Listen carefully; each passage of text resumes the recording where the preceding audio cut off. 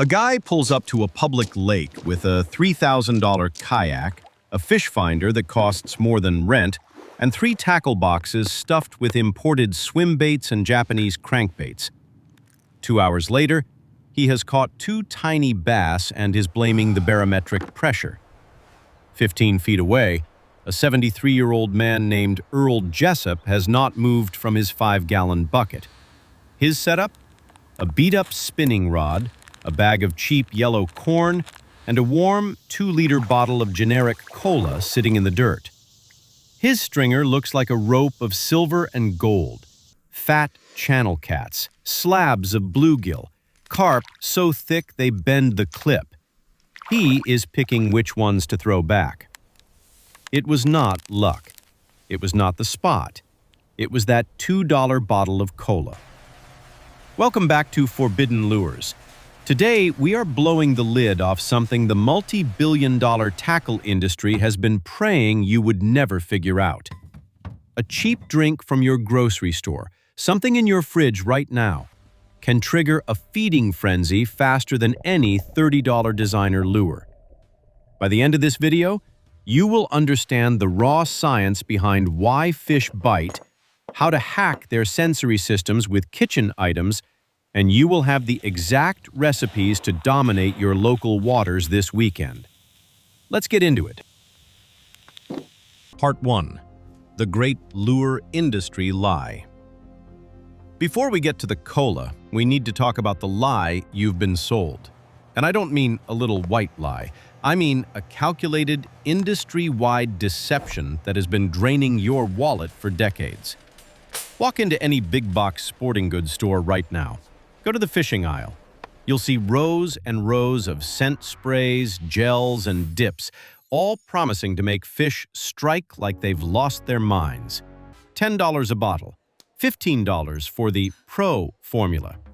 Some of them smell so strong when you crack the cap that your eyes water. And that right there is the trick, because those products are designed to catch one thing, and it is not fish. They are designed to catch you. Here is the secret the industry does not want you to understand. Most of those expensive attractants are oil-based.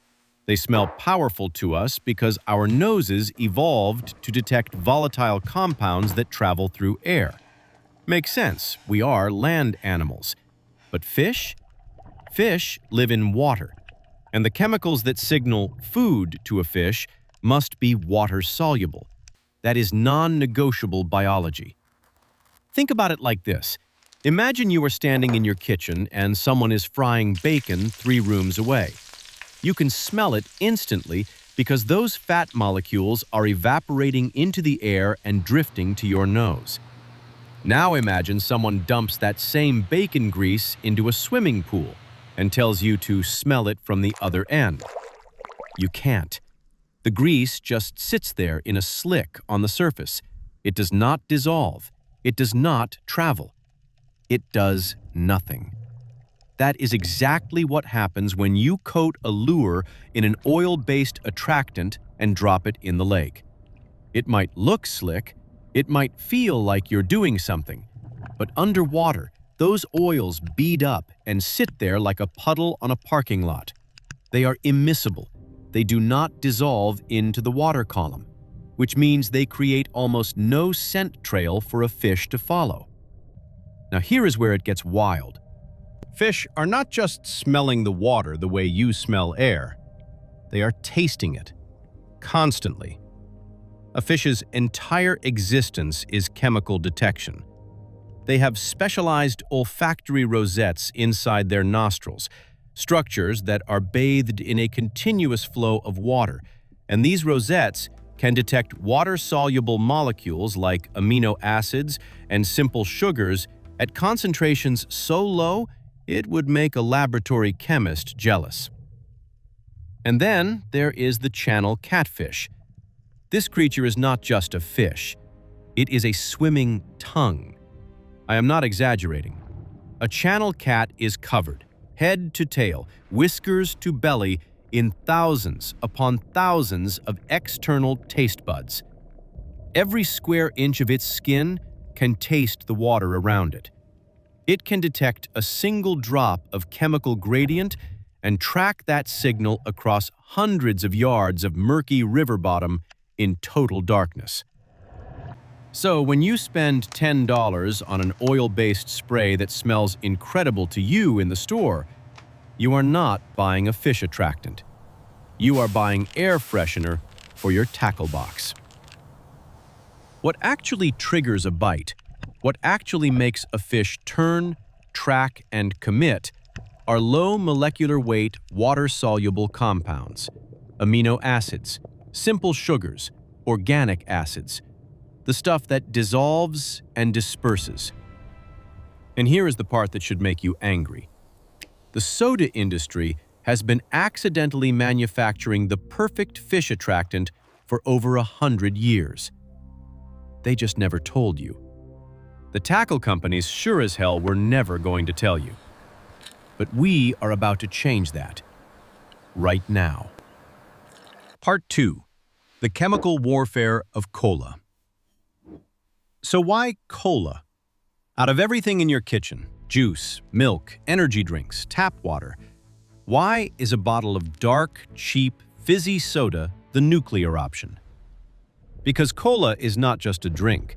It is an accidental chemical weapon, and it attacks a fish's sensory system on 3 completely separate fronts at the same time. No single bait ingredient does that. No $30 attractant even comes close. Cola operates on 3 pillars: phosphoric acid, sugar, and carbonation. And when you understand what each one does underwater, you will never look at a can of Coke the same way. Let's start with the one that shocks people the most: phosphoric acid. You know cola can dissolve a nail if you leave it long enough? That acidity is not just a fun party trick. A typical dark cola sits at a pH between 2.3 and 3.0. That is aggressive. Now think about a freshwater lake or river, neutral water, sitting at a comfortable pH of 7.0 to 8.5. The moment you introduce a bait soaked in cola into that environment, you create a localized acid bomb. A sharp, sudden pH drop that radiates outward from your hook like a shock wave. Why does that matter? Because freshwater fish are extraordinarily sensitive to pH changes. Their survival depends on it. In nature, a sudden drop in pH signals one thing: decaying organic matter. A dead crawfish breaking down on the bottom. A dying shad leaking fluids into the current. High energy, easy food. To a foraging catfish or carp, that acidic plume you just created is a dinner bell ringing across the entire stretch of water. But the phosphoric acid does something else that nobody talks about. When you mix it with grain-based baits, cornmeal, bread, oats, the acid acts as a chemical catalyst. It breaks down the complex starches and proteins in those grains and rapidly liberates free amino acids directly into the surrounding water. Remember what we said about amino acids? They are the #1 chemical trigger for feeding behavior in freshwater fish. You are not just soaking your bait, you are turning your bait into a biological beacon. Now, the sugar. Here is where European carp anglers have been quietly laughing at us for decades. Colas are loaded with high fructose corn syrup, or sucrose, massive concentrations of simple sugars. And these sugars are not just sweet. To a foraging fish, sugar is a pure energy signal. It is the biological equivalent of a neon sign flashing, "Calories here!" Carp, in particular, are wired for this. They are the most sophisticated foragers in fresh water, and they have what scientists describe as a powerful preference for glucose and fructose profiles. They will track a sugar trail the way a bloodhound tracks a scent. But here is the part that makes cola-soaked baits truly diabolical. When you soak grains or seeds in that sugar-rich liquid and let it sit, wild yeasts in the environment kick off a natural fermentation process. The sugars start converting into organic acids and alcohols. The bait begins to develop a pungent, sour, almost boozy aroma. And fish can detect that fermentation signature over enormous distances. This is not some new discovery. European carp anglers have been soaking tiger nuts and maize in whiskey and coke for generations to create what they consider the ultimate fermented attractant. The tournament guys guard these recipes like state secrets. But the underlying principle is brutally simple. Sugar plus time plus wild yeast equals a scent bomb that carp cannot resist. And finally, the carbonation. This is the part that turns cola from a great attractant into something almost unfair. The dissolved CO2 in soda is not just for fizz. When a cola-soaked bait hits the bottom of the lake, that trapped carbon dioxide starts releasing, and it does two things simultaneously. First, the mechanical action. The fizzing physically breaks the bait apart on the lake bed. It disperses a cloud of attractant particles in every direction, vertical and horizontal, creating a scent zone that is orders of magnitude larger than what a static bait could ever produce. Your bait is not just sitting there, it is broadcasting. Second, and this is the part that will blow your mind, the fizzing creates micro vibrations in the water, tiny pressure waves. And fish have a sensory organ that most anglers forget exists, the lateral line. It runs down both sides of their body, and it detects pressure changes and vibrations with terrifying precision. The micro-fizz of dissolving CO2 mimics the signature of struggling invertebrates or feeding bait fish on the bottom.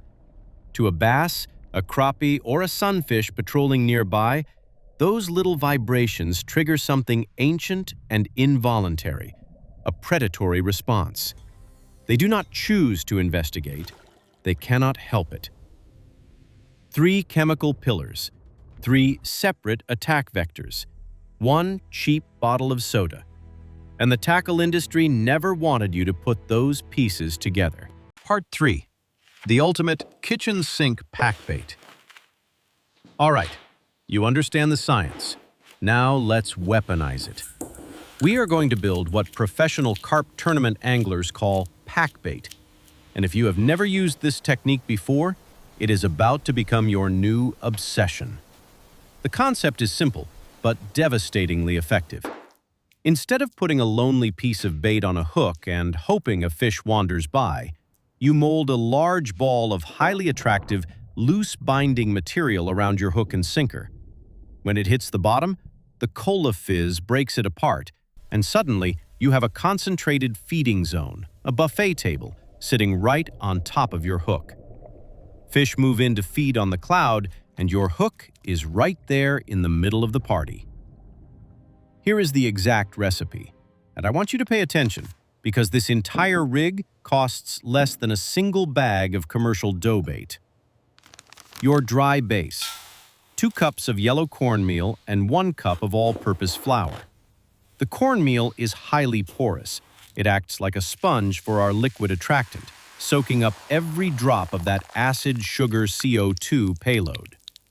The flour is your glue. It contains gluten, and that gluten is what holds the ball together long enough to hit the bottom before the fizz breaks it apart. You want both. One without the other does not work. Next, grab a can of sweet corn, the cheapest one you can find. Drain most of the liquid and crush the kernels up with your fingers. Do not pulverize them. You want chunks. Those bright yellow pieces are a visual powerhouse. In murky water, that high-contrast color stands out like a flashlight in a dark room, and the soft texture mimics natural aquatic insects that panfish and carp feed on every day. Now the flavor kicker, and this is where you customize. You have 2 paths. Path 1. a small box of strawberry or peach Jell-O powder. That Jell-O is packed with fruity esters and intense artificial sweetness that disperses fast and hits hard. Path 2. A teaspoon of heavy garlic powder. Garlic releases organosulfur compounds underwater, and catfish and carp are flat out addicted to them, cannot resist. Pick your weapon based on what is swimming in your water. Finally, the activator. Slowly pour in 12 to 15 ounces of dark cola. Do not dump it. Pour it in a thin stream while you work the mixture with your hands. You are looking for the consistency of Play-Doh, firm enough to mold around your hook, loose enough that the carbonation can break it apart on the bottom. When you squeeze it and it holds its shape but crumbles if you press hard, you are there. You will feel the fizz in your hands. You will smell that sweet, acidic, corny aroma rising off the mix. That smell? That is exactly what the water is going to smell like around your hook. And every fish within 100 yards is going to come looking. Now, here is the advanced move. If you are fishing water with a lot of small nuisance fish, little bream, tiny cats, anything that will peck your bait apart before the big ones show up, roll the dough into golf ball-sized pieces and drop them into boiling water for about 3 minutes. This sets the starches and creates a rubbery, tough outer shell that the small fish cannot destroy. But here is the beauty. The pores inside are still open. That cola attractant is still leaking out through the surface, slow and steady, creating a scent trail that pulls in the giants while the shell keeps the dough on your hook. Total cost of this entire batch? Less than $2. And it will outperform anything in a $10 bag with a pro angler's face on it. That is not an opinion. That is chemistry. Part 4. Customizing the kill. Targeting specific species. The base recipe is a generalist. It will catch damn near anything that swims. But what if you want to dial it in? What if you are sitting on a riverbank and you know there are monster channel cats prowling the deep holes, and you want them specifically? Or what if you are on a farm pond stacked with hand-sized bluegill and you want to fill a cooler for a fish fry? This is where the Forbidden Lures kitchen chemistry approach becomes something the tackle industry cannot compete with. Because you are not locked into one formula on a store shelf. You are the chemist. You adjust. Let's talk catfish first. Picture a 20-pound channel cat at 2 in the morning, cruising 6 inches off the bottom of a muddy river. Visibility? 0. This fish cannot see your bait. It does not need to. Its entire body is a sensory antenna. Every inch of skin is covered in taste receptors. Its whiskers are dragging through the water column sampling chemical signatures the way you'd run your fingers across a shelf looking for something in the dark. It is searching for 2 things: sweetness, which signals high-calorie food, and stink, which signals protein. Decaying flesh, injured prey, anything with amino acids leaching into the current. So we are going to give it both. And we are going to use the cheapest, most disrespected bait in the history of catfishing to do it. The little red wieners. Yes, that is what we are calling them. And before you laugh, understand that this recipe has outfished live bait on multiple occasions. Take the cheapest hot dogs you can find, the ones that come 20 to a pack for $1.50. Cut them into 1-inch chunks. Drop them in a heavy-duty Ziploc bag. Add 3 tablespoons of minced garlic. The pre-chopped kind in a jar is fine. Now, pour in a packet of unsweetened strawberry Kool-Aid or a heavy splash of Big Red soda, and work it all together until every chunk is coated. What you have just created is a sensory assault weapon. The red dye stains the hot dog to look like bleeding, injured meat. The garlic is dumping organosulfur compounds that catfish can detect from absurd distances. And the sweet soda or Kool-Aid profile is layering a sugar signal on top of the protein signal. You are hitting every receptor that cat has. Sweet, stink, visual, all at once. Thread one of those chunks onto a circle hook, park it on the bottom of a deep hole, and wait. You will not wait long. Now, let's flip to the other end of the spectrum. Panfish, bluegill, sunfish. These little predators are nothing like catfish. They are visual hunters. Fast, aggressive, opportunistic.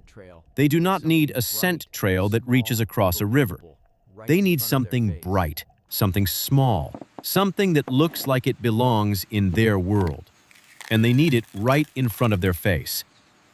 Here is the simplest, most effective panfish rig you will ever use, and it takes 30 seconds to prepare. Take a small Tupperware container. Drop in a handful of canned sweet corn kernels. Pour in just enough dark cola to cover them. Add a pinch of salt. The salt enhances the flavor profile and helps the corn absorb the liquid faster. Snap the lid on and put it in your fridge overnight.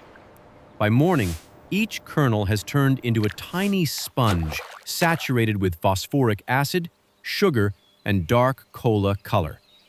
Thread one or two of those dark, sticky kernels onto a tiny size 8 light wire hook, suspend it under a small float, and cast it near a weed bed or a drop-off. What happens next is not a bite. It is a mugging. Bluegill do not inspect cola-soaked corn. They do not circle it. They inhale it. The strike is so fast and so committed that you will miss the first 3 before you learn to set the hook on time. And if you want a bonus target, crappie. Same cola corn setup, but switch to a slightly larger hook, a size 6, and add a tiny split shot about 8 inches above the bait to keep it just off the bottom near submerged brush piles or dock pilings. Crappie are schooling fish. When you find one, there are 30 more behind it. And a cola-soaked kernel drifting slowly through their strike zone is something they simply cannot leave alone. Part 5. Upcycling the hardware. Dye lures from trash.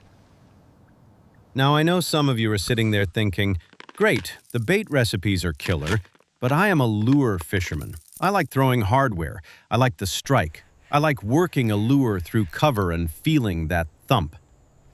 I hear you, and I have been there. I have also been there at the moment when a $15 spinnerbait buried itself into an underwater log and snapped off.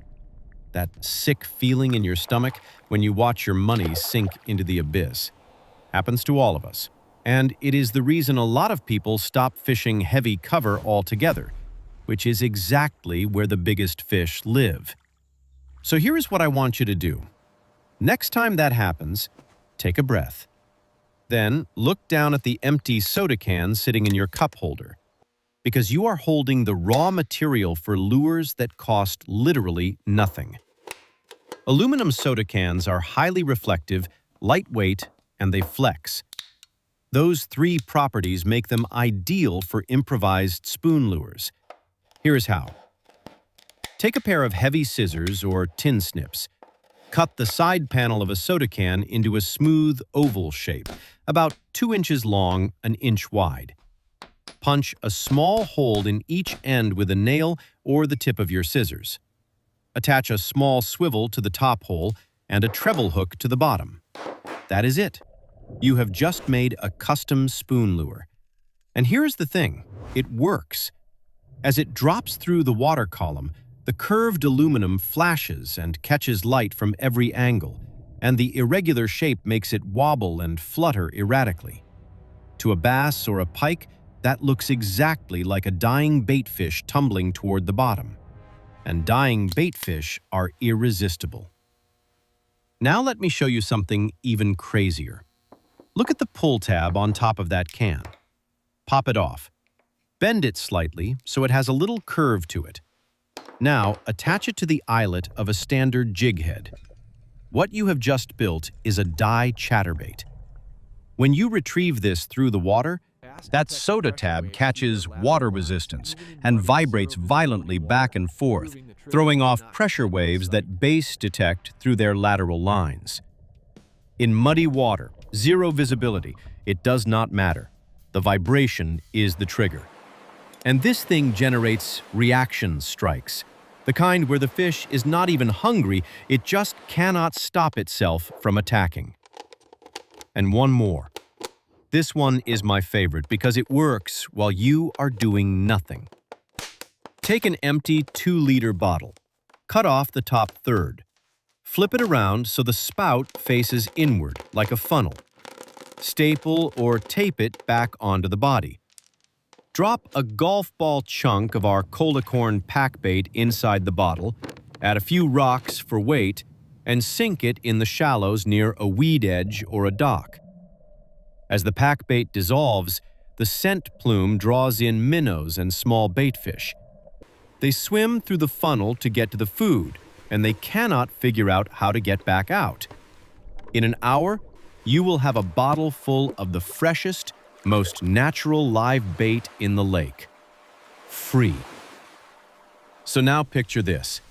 You are sitting on the bank, fishing with bait that cost less than $1, casting a lure made from a soda can, and behind you, a bottle trap is quietly stocking up your live bait supply for the afternoon session.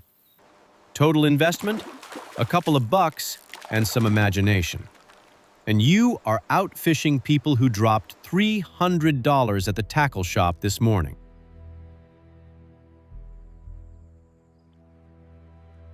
Part 6. The dangerous social media hoaxes. What not to do. All right, before we wrap this up, I need to talk to you about something serious. Because with great forbidden knowledge comes great responsibility. And there is a dark side to the cola and fishing trend that is doing real harm. We are forbidden lures. We use real science to catch real fish. But what we do not do is spread dangerous nonsense. And right now, social media is overflowing with it. You have seen the videos. Some guy in a tropical country digs a hole in a muddy riverbank, pours in a 2-liter of Coca-Cola, drops some Mentos in, cracks a raw egg on top, and then, magically, giant catfish come flying out of the mud into his arms. Millions of views, tens of thousands of comments from people who actually believe it. Let me be crystal clear. It is staged, every single one of them. The Mentos and cola reaction produces a violent burst of CO2 foam. That is real chemistry. But it does not, in any universe, make fish leap out of the ground into your hands. What it actually does is nothing.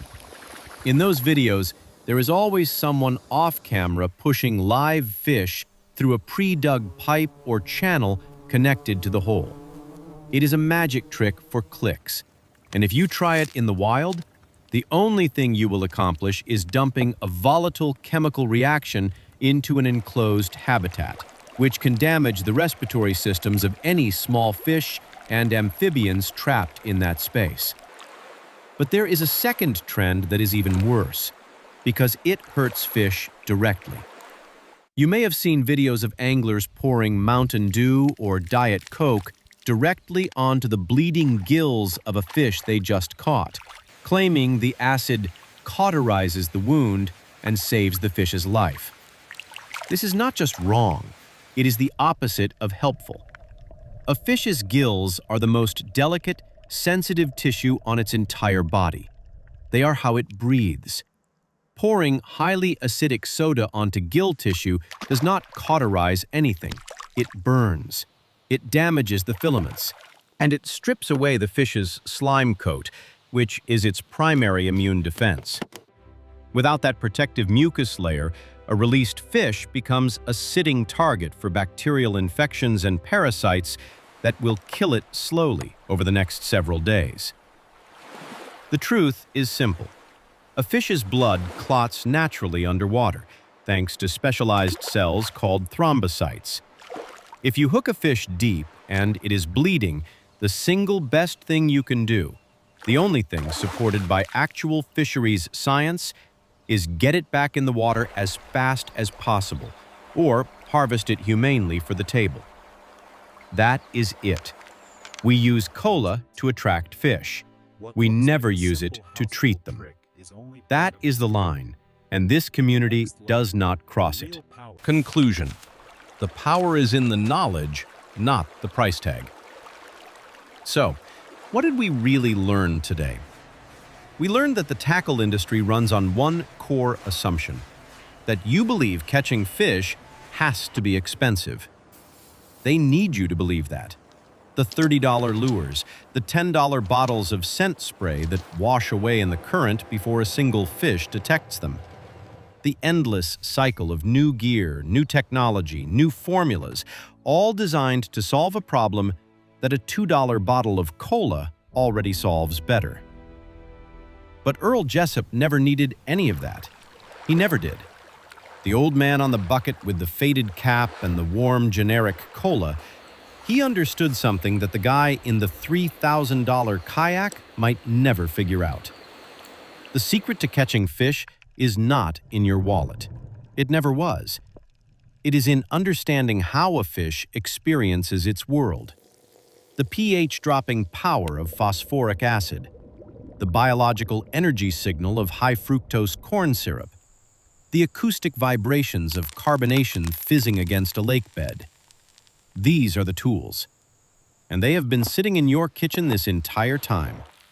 A box of cornmeal, a can of sweet corn, a bottle of cheap, dark soda. That is your new tackle box. This weekend, I challenge you. Leave the expensive gear at home. Mix up a batch of the forbidden pack bait. Throw a soda can spoon into the heavy cover where you were always too afraid to lose a real lure. Sink a bottle trap in the shallows and let it work for you while you fish. And when the rod bends in half and you are fighting something big and angry on the other end of a line that cost you almost nothing, remember this moment. Remember that the knowledge was always free. The industry just never wanted you to have it. Now, if you know someone who is out there right now burning money on lures and coming home empty-handed, do them a favor. Send them this video. This kind of knowledge is too valuable to keep to yourself. Hit subscribe, ring that bell, and drop a comment below. Tell me the weirdest household item you have ever used to catch a fish. I read every single one, and some of your stories might end up in the next video. Until next time, keep your lines tight.